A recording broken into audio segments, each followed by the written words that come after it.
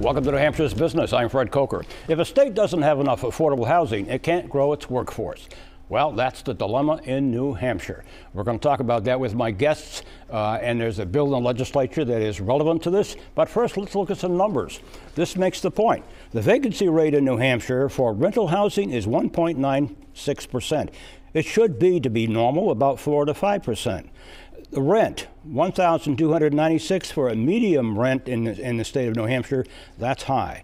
The change in rent the last few years has gone up 2.94%.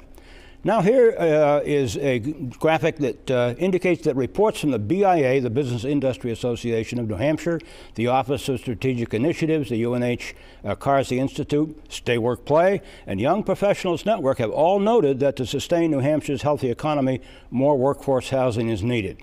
Now, here is the bill in the legislature that is part of the solution, according to the state Senate. Create a dedicated affordable housing fund, allocate $10 million, get another $5 million from the real estate transfer tax. The money goes to the New Hampshire Housing Finance Authority to finance affordable housing.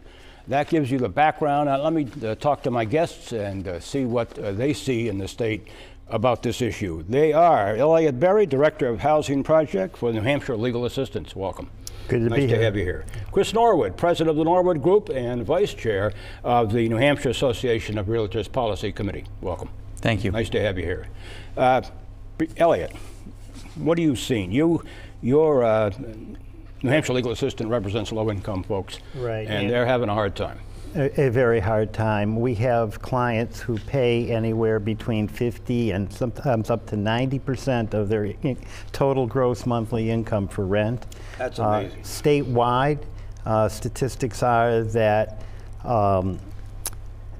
that about 1 in 5 New Hampshire rental households are paying more than 50% of their income for rent. What that means is when you get one unexpected expense, your car breaks down, yep, or you lose work due to illness for a couple of weeks, no, there's no way to get caught up on the rent that, you're not, when you lose the rent money from those purposes, yeah, you can't get caught back, you can't get caught up.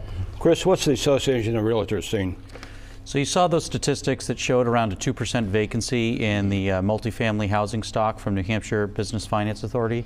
One of the things that we're concerned about is also the home sale price. So if you track 2018, $282,000 statewide for the average household price, that was up about 6% from the year before, and then another 6% the year before that.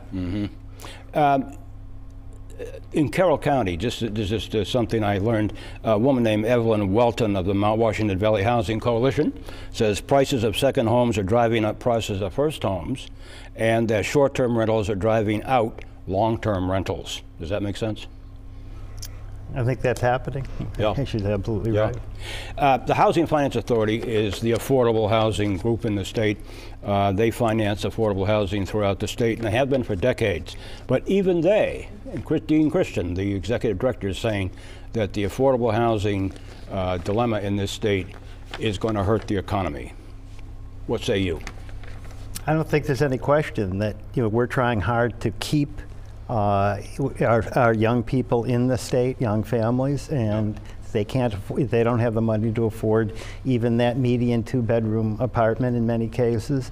We're trying to attract workers from other states, and if you don't have any place to live, that's not going to happen. Senate Bill 15 in the state Senate right now would allocate $10 million and another $5 million from the real estate transfer tax to affordable housing programs. Chris, what do you think of the bill? We're in support of it, and as you were just mentioning about employment, to us it's not only a housing bill, but it's also an employment bill. We've had a lot of fantastic expansion in our state, from BAE announcing here in Manchester and out in the Seacoast region. We've had Albany Composites, but we need to find housing for these people, and New Hampshire Housing Finance Authority is a great channel to help developers and private property owners with some of the additional financing that isn't available through conventional lending sources. And this $10 million Senate Bill 15, it's called, has bipartisan support, which is something we'd like to see these days, right?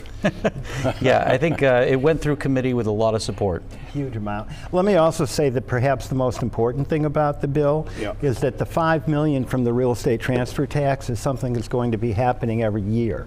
So that the fund, which was established in the late 80s, is every so often you have to go back and beg for the more money from what is often a tight budget. And so the fact that this is going to be ongoing is a huge boon for everybody involved. Elliot Berry, Director of Housing Project for New Hampshire Legal Assistance. Thank you. And Chris Norwood, President of the Norwood Group and Vice Chair of the New Hampshire Association of Realtors Policy Committee. Thank you. Thank you. Good to be here.